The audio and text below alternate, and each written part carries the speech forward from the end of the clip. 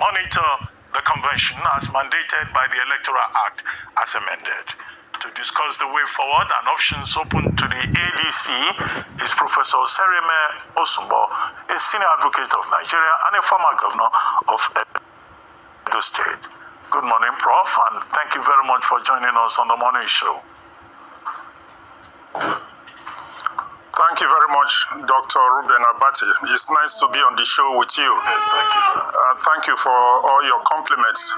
But I need to quickly clarify that I'm not a senior advocate of Nigeria. Okay. Although I'm a highly respected member of the legal profession and a fellow of the Nigerian Institute of Advanced Legal Studies, amongst many others. Yes, sir.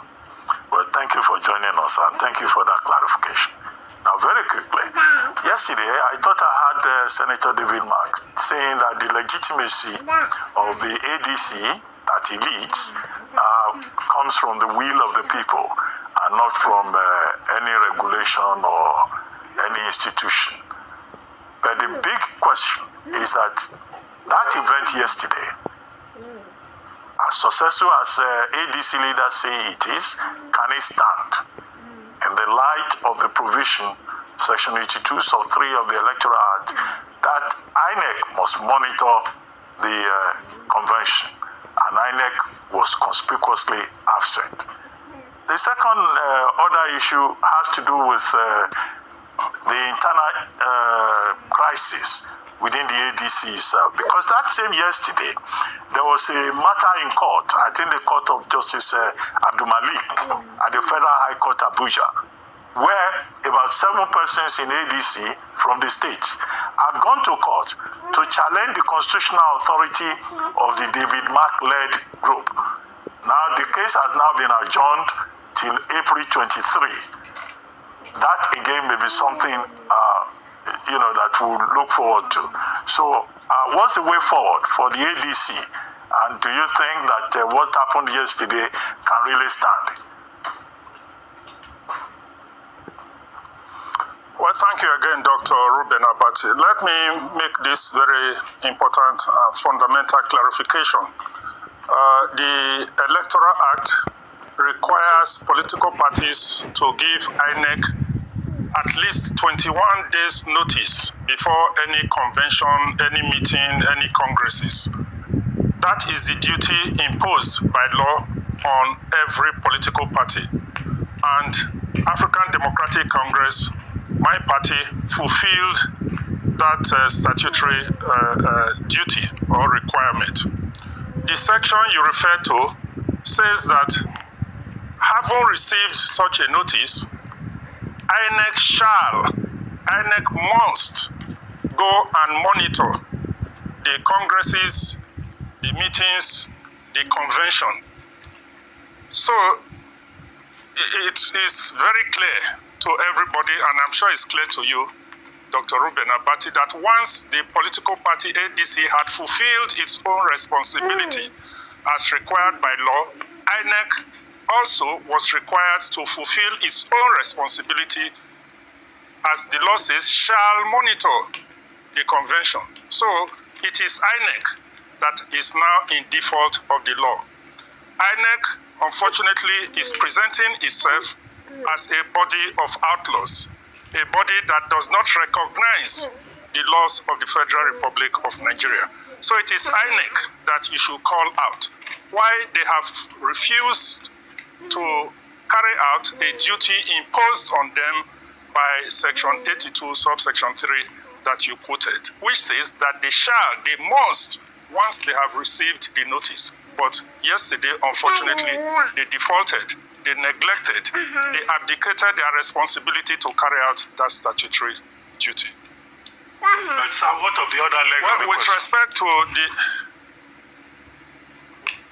about the cases in court. Yes, sir.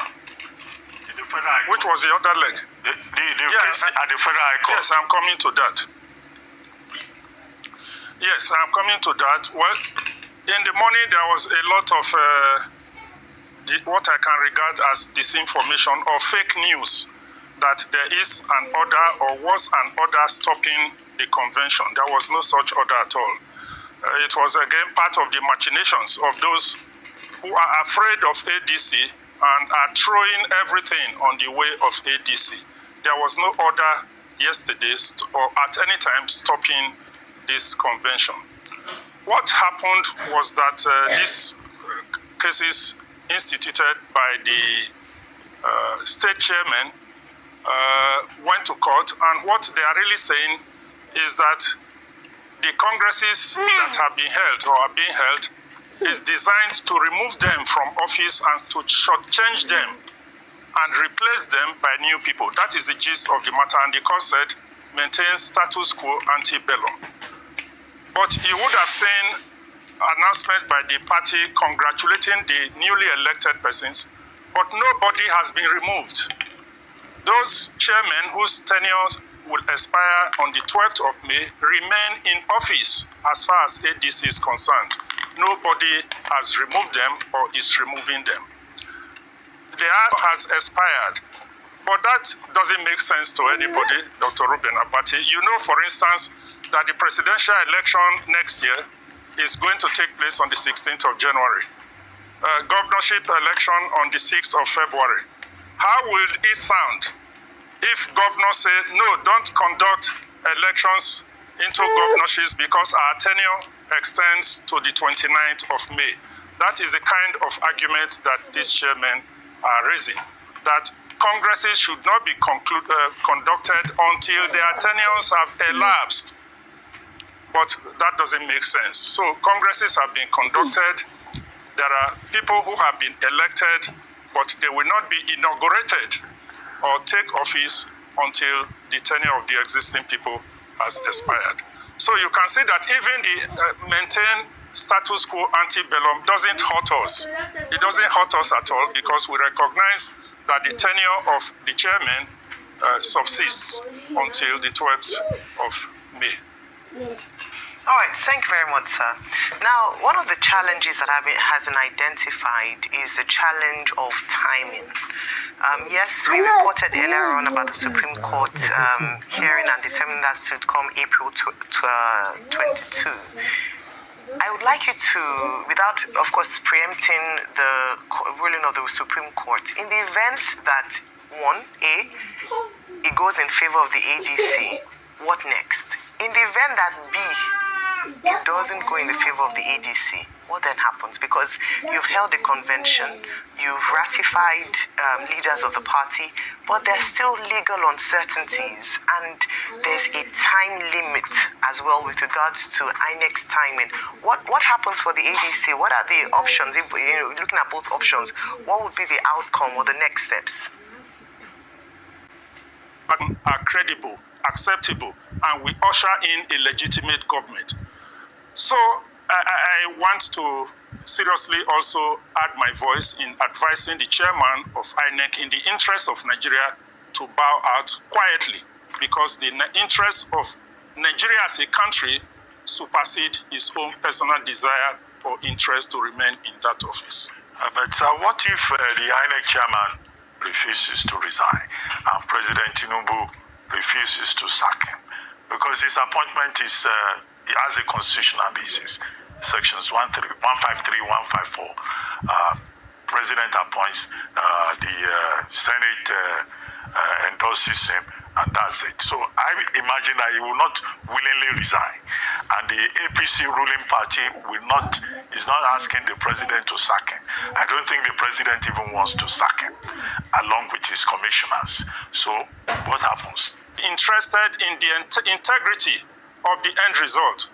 What will it profit him or even Mr. President that you mentioned if Nigerians do not accept the results of the election because the whole process has been compromised or seen to lack integrity and credibility?